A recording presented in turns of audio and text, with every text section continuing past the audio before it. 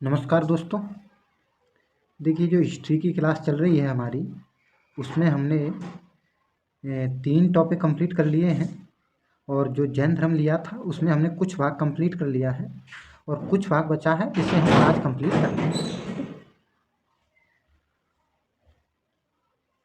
और जो हिंदी व्याकरण की क्लास है उसमें हम अलंकार चल रहा है उसमें, और पॉलिटी की क्लास में भी हमारा संविधान का कुछ भाग कंप्लीट हो गया और चल रहा है उसमें कुछ भाग। ठीक है, तो आज हम पढ़ते हैं जैन धर्म का बचा हुआ भाग। ठीक है, आज इसे कंप्लीट कर लेंगे हम, फिर नया टॉपिक स्टार्ट करेंगे, बौद्ध धर्म स्टार्ट करेंगे। ठीक है, देखिए इसमें फैक्ट हैं ज़्यादातर, तो ये प्रीलिम्स और वनडे एग्जाम के लिए बहुत महत्वपूर्ण है। ठीक है, प्रत्येक फैक्ट इंपॉर्टेंट है इसमें। आप प्रत्येक फैक्ट को याद रखेंगे, 2-3 बार पढ़ेंगे तो अपने आप याद हो जाएंगे। ठीक है, वीडियो को भी देख सकते हैं 1-2 बार, तो इससे याद हो जाएंगे आपको। ठीक है, ये देखिए, जैन धर्म में ईश्वर की मान्यता नहीं है, पुनर्जन्म एवं कर्म में विश्वास था। तो जैन धर्म में ये क्या कहा गया है, ईश्वर की मान्यता नहीं है, पुनर्जन्म एवं कर्म में विश्वास करता है। तो इसका अर्थ हुआ कि जी पुनर्जन्म में विश्वास करता है और कर्म में भी विश्वास करता है, तो मतलब मनुष्य को कर्म करना चाहिए। इसका अर्थ है मनुष्य को कर्म करना चाहिए, तो कर्म को ये अनिवार्य मानता है। ठीक है, पुनर्जन्म में विश्वास करता है, इसीलिए देखिए आप देखेंगे जैन धर्म में जो तीर्थंकर हैं, देखिए प्रथम द्वितीय इनके तीर्थंकरों का एक क्रम है। ठीक है, तो ये पुनर्जन्म में भी विश्वास करते हैं और कर्म में भी विश्वास करते हैं, लेकिन ईश्वर की मान्यता नहीं है। ठीक है, ये बात याद रखेंगे हम। जैन मठों को बसदी कहा जाता था। जी इंपोर्टेंट फैक्ट है, देखिए किसी एग्जाम में पूछा जा सकता है बसदी क्या है, तो वहाँ ऑप्शन में दे दिया जैन मठ, तो आप लगा देंगे जैन मठ को बसदी कहा जाता था। ठीक है, महावीर स्वामी की मृत्यु पावापुरी राजगीर 468 बीसी में हुई थी। तो ये 468 बीसी में पावापुरी में राजगीर बिहार में है ये, यहाँ पर इनकी मृत्यु हुई थी महावीर स्वामी की। ठीक है, ये याद रखेंगे।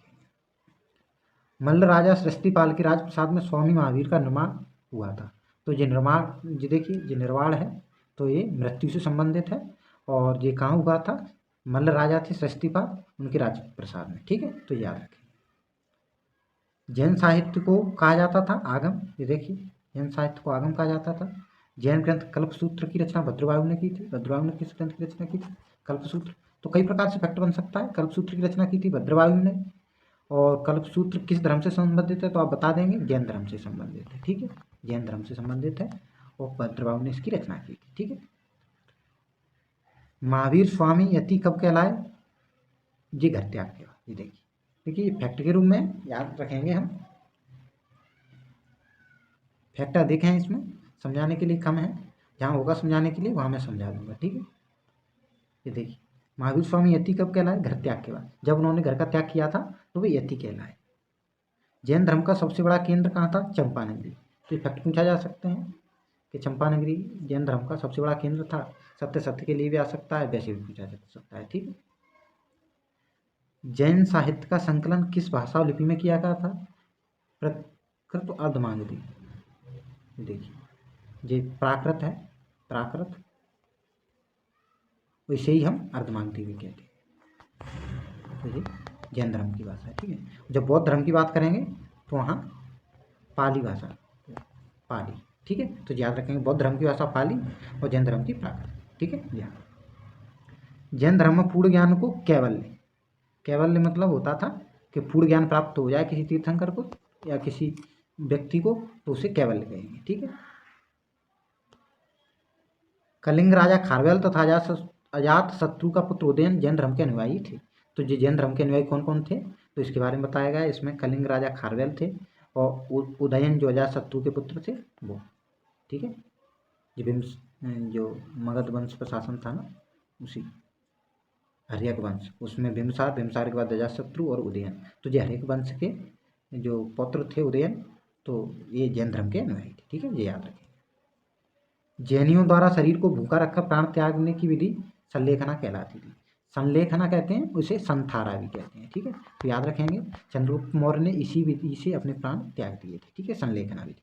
ठीक है, इस विधि में अन्न का त्याग किया जाता है। धीमे धीमे जैसे जैसे दिन बढ़ते जाते हैं वैसे ही अन्न का त्याग करते चले जाते हैं। तो ये संलेखना है, संथारा पद्धति कहलाती है। ठीक है, धीरे धीरे शरीर को कमजोर करना। ठीक है, तो अन्न का त्याग कर देंगे तो ये शरीर कमजोर होता चला जाता है, तो इसे संलेखना या संथारा पद्धति कहते हैं। ठीक है, ये याद रखेंगे।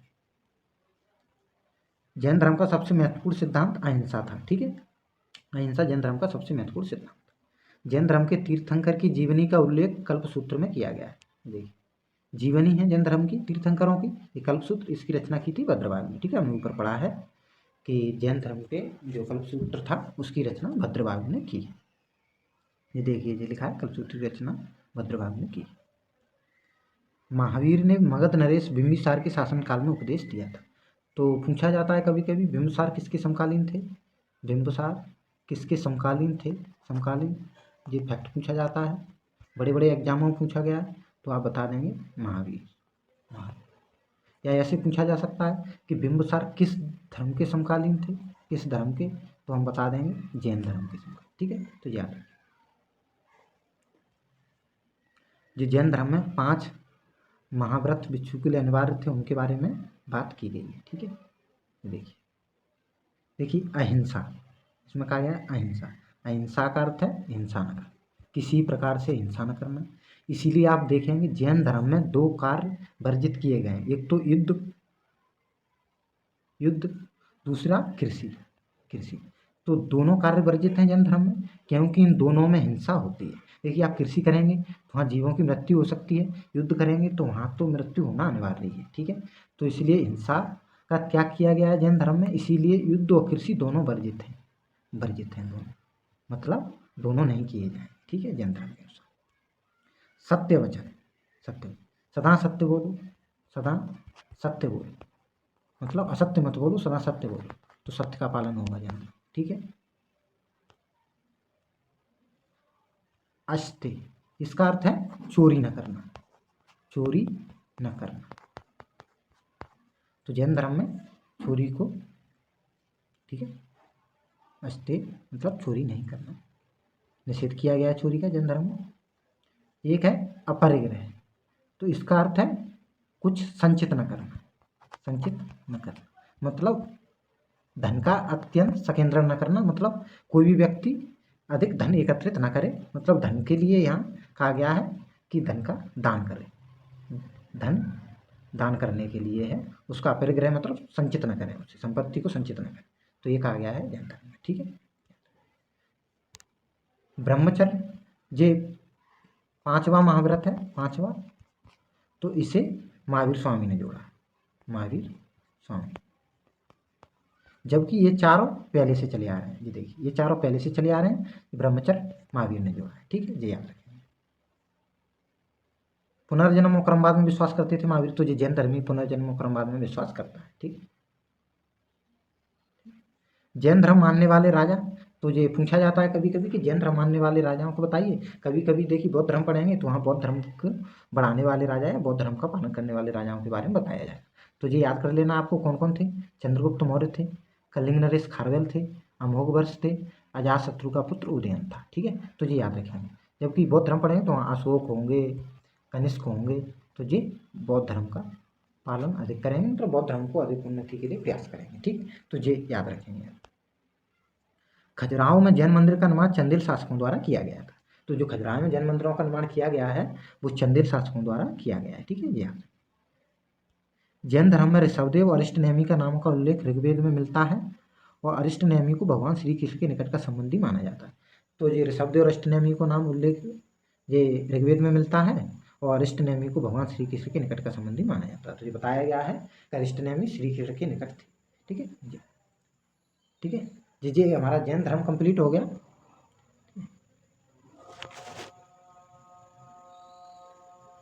जैन धर्म में मैंने 3 रत्न भी बताए थे आपको, वो भी याद रखना है, जैसे त्रिरत्न, सम्यक दर्शन, सम्यक आचरण और सम्यक ज्ञान। ठीक है, ये 3 रत्न है जैन धर्म के। पूछे जाते हैं कौन कौन से 3 रत्न हैं, तो आप बता सकते हैं, सम्यक दर्शन, सम्यक आचरण, सम्यक ज्ञान। ठीक है,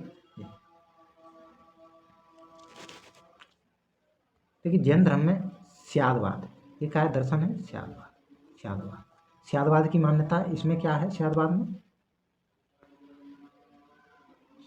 में क्या है, इसमें सापेक्ष ज्ञान है, सापेक्ष ज्ञान, मतलब हो सकता है, कोई बात करेंगे आप हो सकता है, ये लगाएं। तो ये सापेक्ष है, मतलब ऐसा हो भी सकता है, ऐसा नहीं भी हो सकता है, शायद ऐसा हो और शायद ना हो, तो ये स्यादवाद, तो ये याद रखेंगे आप, मतलब शायद ऐसा हो सकता है, ऐसा नहीं हो सकता है, तो ये जैन धर्म ये कहता है। बौद्ध धर्म में ही मध्यम मार्ग कहलाता है, ठीक है, तो ये याद रखेंगे।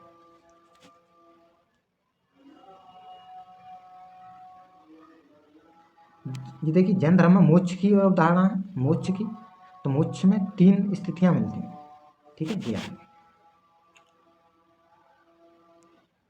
आश्रव, संवर और निर्जरा। ये देखिए जैन दर्शन ये जब मेंस एग्जाम होता है तो वहाँ पूछ लिया जाता है, तो उसके लिए याद रखेंगे, और फैक्ट के रूप में भी याद रख लेंगे थोड़ा थोड़ा, जैसे आश्रय क्या है, संवर क्या है, निर्जरा क्या है, तो ये फैक्ट के रूप में याद रख लेंगे। तो आश्रय में क्या कहा गया है, आश्रय में कहा गया है जीव का कर्म की ओर आकर्षण, कर्म की ओर आकर्षण, आश्रम में कर्म की ओर आकर्षण, ये कर्म है, ये जीव है, तो जीव का कर्म की ओर आकर्षण बढ़ेगा। संवर में क्या है, जीव का कर्म से मतलब मोह भंग हो जाएगा, मोह भंग, ठीक है। आश्रम में जीव का कर्म की ओर आकर्षण बढ़ेगा, और संवर में जीव का कर्म से मोह भंग हो जाएगा। और निर्जरा स्थिति वो आएगी जहाँ कर्म का क्षय हो जाएगा, मतलब कर्म रहेगा ही नहीं, कर्म का क्षय हो जाएगा। और उसी के बाद आती है जो स्थिति है वो मोक्ष की, ठीक है, मोक्ष, ठीक है। तो ये याद रखेंगे ये दर्शन में। आश्रव व्यक्ति का कर्म की ओर आकर्षण, मतलब चाहता है व्यक्ति कोई कर्म करे। संवर कर्म से मोह भंग हो जाता है, जिसमें व्यक्ति का कर्म से मोह भंग हो जाता है और वो कर्म नहीं करता। निर्जरा वो स्थिति है जहाँ कर्म का मतलब क्षय हो जाता है कर्म का, ठीक है। तो उसके बाद जब आश्रव कर्म फल की ओर आकर्षण हुआ, निर्जरा आकर्षण नहीं हुआ कर्म की ओर, मतलब कर्म से मोह भंग हो गया, ठीक है, कर्म का क्षय हो गया, तो अंत में मोक्ष की प्राप्ति होती है, ठीक है। सीधा सा अर्थ है, देखो मैं सरल शब्दों में बता देता हूँ, आप एक उदाहरण से समझिए, अपने जीवन का उदाहरण लेके समझाता हूँ, ठीक है। जैसे शुरुआत में क्या होता है, कोई व्यक्ति है, तो ये कर्म, ये व्यक्ति, मैं समझाता हूँ, जीवन का उदाहरण लेते हैं। तो ये कर्म की ओर आकर्षित हो रहा है व्यक्ति, कर्म की ओर आकर्षित, कर्म की ओर आकर्षित हुआ, तो ये स्थिति है आश्रव की, ठीक है, आश्रव की स्थिति जहाँ व्यक्ति कर्म की ओर आकर्षित हो रहा है और कर्म करेगा वो, ठीक है। और संवर, देखिए जब कर्म से व्यक्ति का मोह भंग होने लगे, मतलब कर्म को छोड़कर जाने लगे, तो इसे कहते हैं संवर, संवर मतलब वो कर्म में विश्वास नहीं करता है या उसका मोह भंग हो चुका है कर्म से, तो ये संवर की स्थिति। और निर्जरा की स्थिति क्या आएगी, जब कर्म का पूर्ण क्षय हो जाएगा, कर्म होगा ही नहीं आसपास, तो निर्जर हो गया व्यक्ति, और इसके बाद मोक्ष की स्थिति आएगी। मोक्ष कैसे प्राप्त करेगा, वो संलेखना पद्धति से, मतलब शरीर त्याग करके कर सकता है, ठीक है। तो शरीर त्याग कर देगा, जब कर्म से विश्वास हट जाएगा व्यक्ति का, तो स्वाभाविक है तो मोक्ष के लिए अपना मार्ग ढूंढेगा। मोक्ष के मार्ग के लिए जैन धर्म में बताया गया है कि संलेखना से आप मोक्ष प्राप्त कर सकते हैं, मतलब शरीर त्याग कर सकते हैं। शरीर का नाश करेंगे तो आत्मा परमात्मा से मिलेगी, तो आपको मोक्ष प्राप्त हो जाएगा। तो ये कहा गया जैन धर्म, ठीक है। यहाँ ये जैन धर्म कंप्लीट हो गया हमारा, ठीक है। आप लोगों को वीडियो अच्छी लगे तो लाइक और शेयर भी करना, और चैनल को सब्सक्राइब करके रखना है, ठीक है। तो ये आज हमारा जैन धर्म कंप्लीट हो गया, और अब हम बौद्ध धर्म लेंगे अगले वीडियो में, और हिंदी व्याकरण और पॉलिटी की क्लास भी हमारी चल रही है, वो वीडियो भी आप लोगों को देखना है, ठीक है, ठीक है। धन्यवाद।